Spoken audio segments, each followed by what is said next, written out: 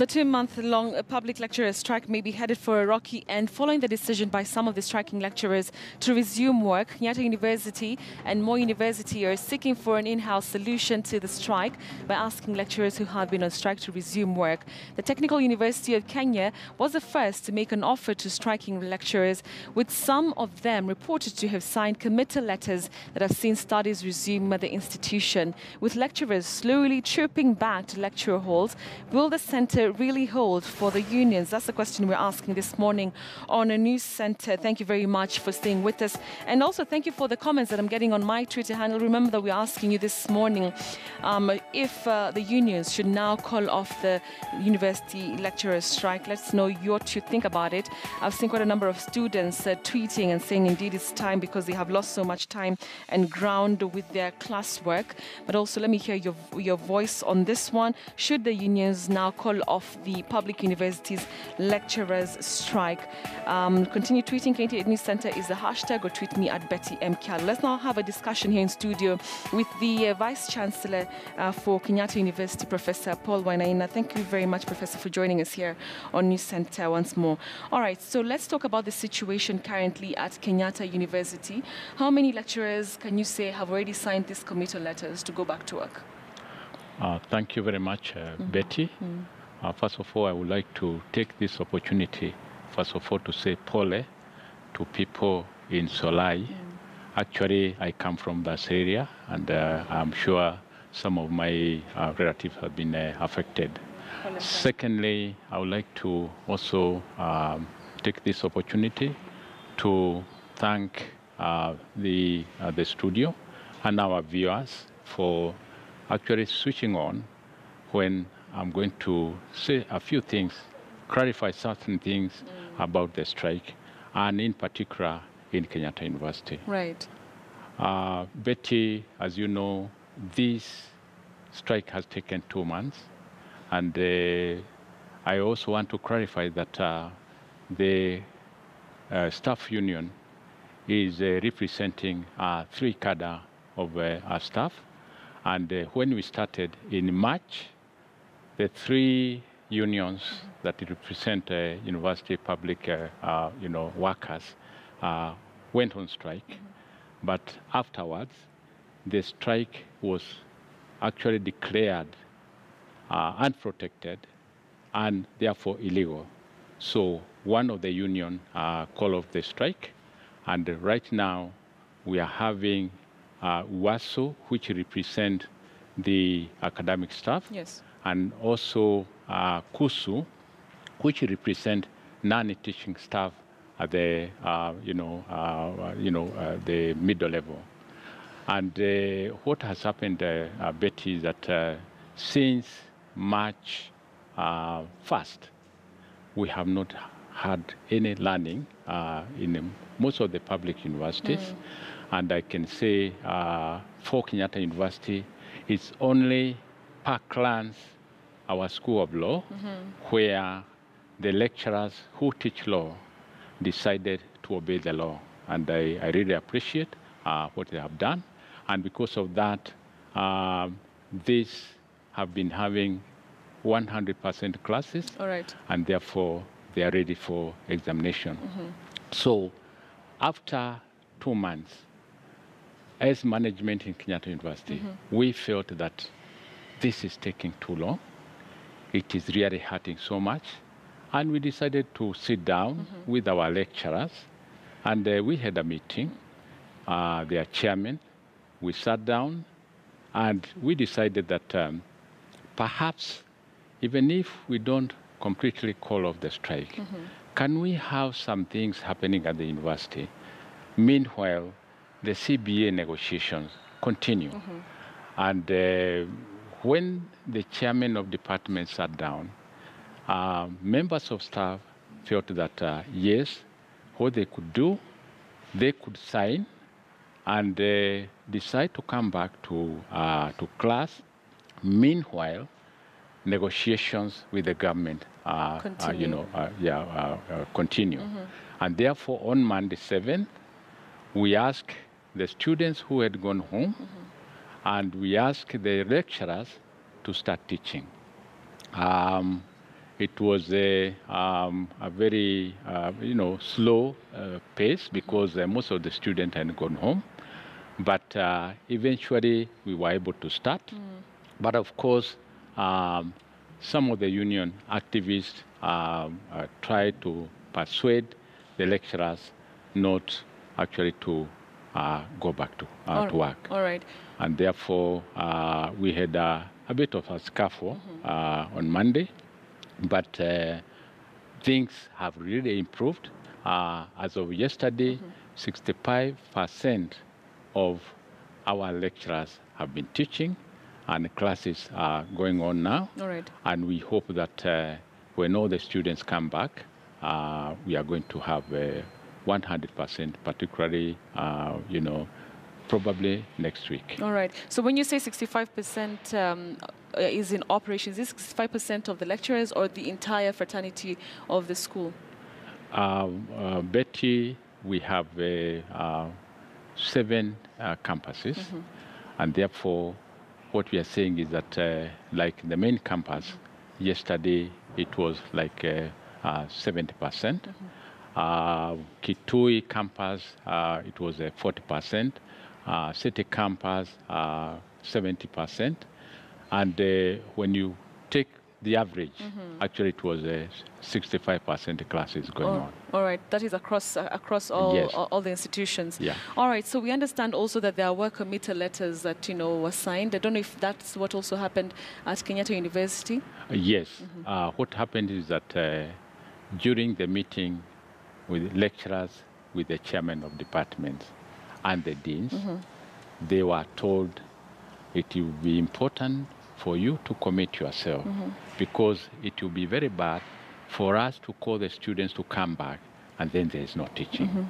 So they committed themselves in writing that they were going to teach.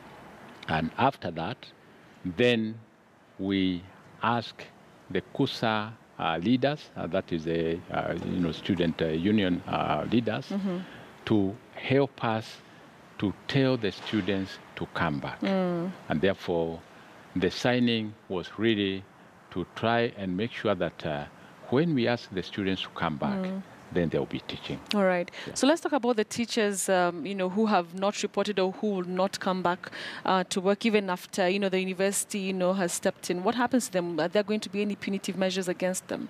I think, Betty, what happens is that, first of all, they know very well that this strike is not protected. So it's illegal, and they were ordered by court to go back to work. At the moment, we have been able to persuade, a very high percentage of, our lecturers to come back. But those who want to continue disobeying the court orders, at the moment, there is nothing we can do. After all, they have a right to do that. But the only thing we ask is that they don't try to disrupt those who want to teach. Yeah. All right. I want to hear your thoughts about, first of all, this agitation by the lecturers. Indeed, they are demanding, for what they say is rightfully theirs. They're also, of course, putting some universities on the spot, saying that some statutory deductions are not remitted by universities. What is your take on this? I think, Betty, this issue is obviously it is very important for us to try and understand what is happening. We had the previous CBA signed, and unfortunately, we did not actually factor in pension for staff members. In other words, the government did not give the pension aspect of the of the package, and therefore the universities will not be able actually to remit deductions for pension simply because they were not actually factored in. There are some universities that have been trying to actually, submit something, but actually it is not possible when you have not been given that package by the government. So it is true, we have not been able to submit, some of the statutory deduction, And this is simply because they were not actually factored in by the government. All right, but this money, once everything is put in place, where will this, is this money somewhere? Is it safe? Is this money safe that, for the lecturers? I think when this, you see, this money is with the government. So as soon as that money comes, then it will be deducted and then actually given to the pension plans that we have. Yeah. All right, let's just talk about the impact of this particular strike. As a Vice Chancellor, you're in a good position to just explain to us the impact and the effect of this particular strike. Maybe you could just take us through that. I think 2 months of closure of the university, the negative implications are far-reaching. Some of them are financial. Betty, last year, we went through a very difficult time. We closed the university 3 times, and because of this, we were not able actually to finish our semesters. For Kenyatta University, we started a semester in September, and in December, we had to actually close the university before we completed the semester. So when it came to January, we asked them to come and continue with the semester. And remember, they had already paid. So when they came in January, we could not ask them for more fees. Those who are living in our hostels, they came and stayed there for free for 2 months, which is actually was very, very, very expensive for us. Then, when we started now the second semester, as soon as they started paying, then the strike actually came in, and then we all stopped. People had already paid school fees, and they were not learning. People had, paid for rent. They were not learning, so they had to resort to going back home. And Betty, again, I want to say this. Kenyatta University has a very strong brand, and because of that, we have attracted a lot of foreign students.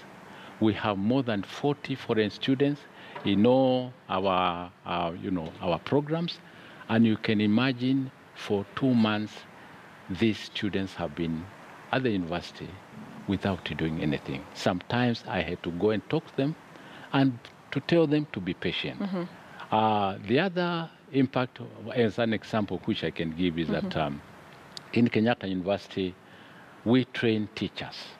And normally, we have these teachers going for teaching practice in May. We had posted 4,600 students in all over the country to go for their teaching practice. But because there is one major subject that they cannot go out without having done, that is teaching methods for the subject that they are supposed to teach. Right. Then this May, the students could not go. We had to cancel that, and we had already spent like 5 million trying to post them and trying to prepare the people who are going to work with them. All right. So that has been very, very difficult for us. All right. Let's also talk about a question that many parents are asking. These students have not been in school for some time now, a number of months. Now it's 2 months. What happens to the school fees that they had paid? Will it be pushed forward? What happens to that? Betty, what we are trying to do is that we have come back and we are teaching. So what we are going to do, we are going to adjust the semester. First of all, for Kenyatta University, we are going to miss what we call the 3rd semester. So we are going to now try to complete the 2nd semester, finish in July, and that will mean that we are not going to ask the student to pay more. We are just going to extend the semester by, I think about 7 weeks. Yeah. All right.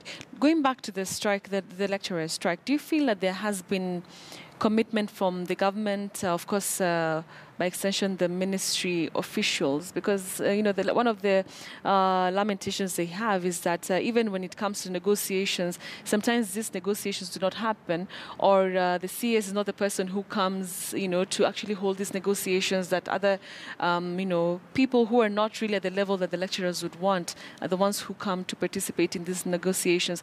Also, considering that it has been 2 months. I think, Betty, we are all Kenyans. We know what we have gone through. You know how much this government has spent. I think the government is fully committed to actually trying to resolve this issue.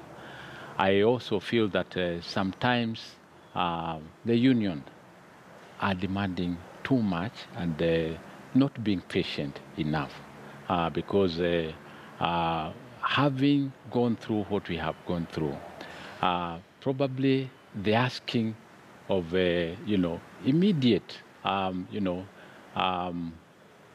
CBA to be concluded after we had just concluded another one in December. To me, that was asking too much. Of course, they have a right to demand for better services, and I think that probably the officials need to so search and probably try to make the demands, more reasonable. Now, in terms of probably thinking that the government, particularly the officials in the ministry, are not committed. Yes. They are committed. Myself, before I became the Vice Chancellor, I have been a Deputy Vice Chancellor in charge of administration. And one of my mandates was to negotiate with the union. So I know the issue of saying that probably the people who should be negotiating are probably at the level which they should not be, to me is not true. Normally what happens is that council, although it is the employer, it is not the one that really negotiates. It is the management. And in management, the Deputy Vice Chancellor in charge of administration and finance, these are the people who engage the union. And that is exactly what is happening. All right. I want to take in a few questions here. Some also are directed to you. Okay, so Yats Dendix, I think he's a student at Kenyatta University. You say, good morning, Mr. Wainaina and Betty. Kindly ask the Vice Chancellor, for how long are the classes taken before exams, since the main problem in KU is assumed it is the exams are next month. Is that time enough? But you mentioned that the calendar will be adjusted to fit in the examinations. Yeah, Betty, we have already started adjusting the semester dates, and we are saying if we continue the way we are continuing, we still have our semester complete the way it should be, and we should be actually sitting our exams in late July. In other words, we have a semester which is about 15 weeks. We have lost 9 weeks, and we are going to recover. As I said, what is going to happen is that we are not going to have the third semester. The second semester will take what should have been a third semester. All right. So we'll be able to cover everything and do exams before we start the first year. Yeah. Which is going in September, yeah. Because that's also another question I'm seeing here. All right, Vice Chancellor, thank you very much for coming to the studio. It has been a pleasure having you. For the parents who are watching at home and, they have their children, maybe in the rural areas, are they free to bring their students back to school? Betty, we have already indicated, and I actually made a flyer on Sunday Nation, where we said we are open, we are going to start on 7th, and the students have started coming back. We are using the student leaders. You have actually seen the student leader making a prayer to their colleagues to come back. So we are actually urging the parents to send back their students who have not actually reported. But I can tell you more than 60% of the students have reported. All right. Thank you very much, sir, for speaking to us. He is Professor Paul Wainaina, the Vice Chancellor of Kenyatta University. Thank you for your time. Thank you very much. All right, so as we continue with our conversation, I'm seeing quite a number of tweets here with regard to a Twitter poll. Remember, we are asking you if it's time indeed that the unions call off the lecturer strike. A number of tweets, I have to say. All right, let me just sample one or two tweets here. Alan Kiptalam, you say the government is not doing enough to end the lecturer strike. They have told a lot of meetings. They have held a lot of meetings and there is no outcome. By now, the lecturers should have been given a counter offer, and we, the students, get back to classes. We are tired of studying at home. All right, thank you for your comment. All right, somebody here by the name. All right, we have Oliver Wesonga. You say the government is dead. Don't sympathize with the students. We're all citizens struggling to make ends meet. We can fight in future. All right, interesting comment there. Eric Wainaina, you say, in as much as the union should call off the strike, the teaching fraternity should get what they really deserve. There is a very delicate balance that should be struck, else we're setting a bad precedence in our nation. Thank you for your comment. I'll continue to sample very many comments I'm seeing, and thank you. We appreciate all of them. We'll get back to that conversation in a few minutes. But for now, though, we want to get back to a story that is currently developing, and I understand that there is a demolition that is taking place. I understand if you can just... All right, so that's happening in Westlands. Civil unrest expected in Westlands Market as the semi-permanent structures near the Curio Market, which is normally opposite Sarit Center, roundabout, are being demolished, as you can see on your screens today. And I'm sure you've seen those structures if you have been to Westlands, right at the roundabout opposite the Sarit Center. Normally, it has quite a number of curio shops and small traders. We also have food stalls in that particular market, and as you can see, that is being demolished. And we understand that Mark Namas is going to be joining us shortly. Of course, the owners and, of course, the traders who normally operate within that area, very disgruntled, saying that indeed that is where they feed their families from. But as you can see there, it's another situation there that we'll be speaking to Mark Namas for in a few minutes, just to give us an update of what exactly is happening right now.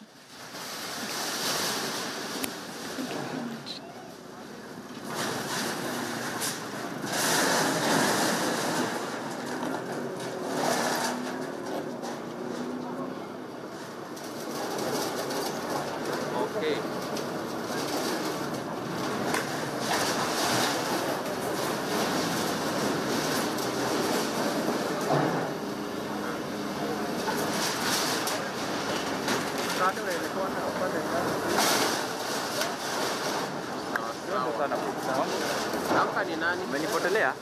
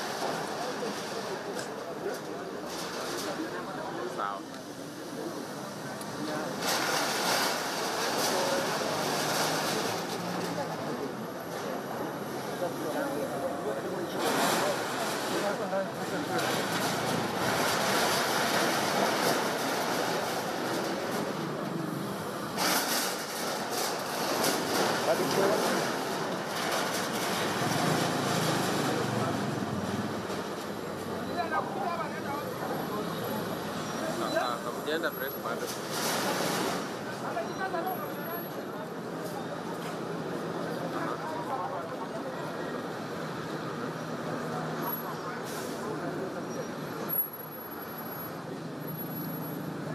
hapa ni wapi, right?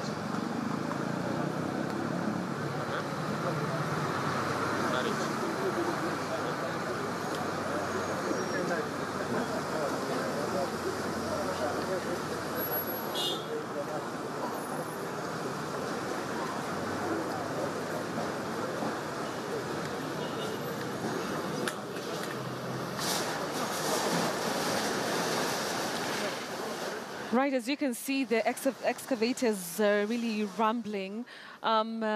Those are the shops really at the Westlands roundabout. This is just right after the Oil petrol station. I'm sure you know about those, the shops there, the courier shops, a number of traders there, like I mentioned earlier, people who normally sell a number of things, mostly to tourists who normally just operate within that area. And as you can see, that is happening on the left side of that stretch of road if you're coming from the main Westlands roundabout.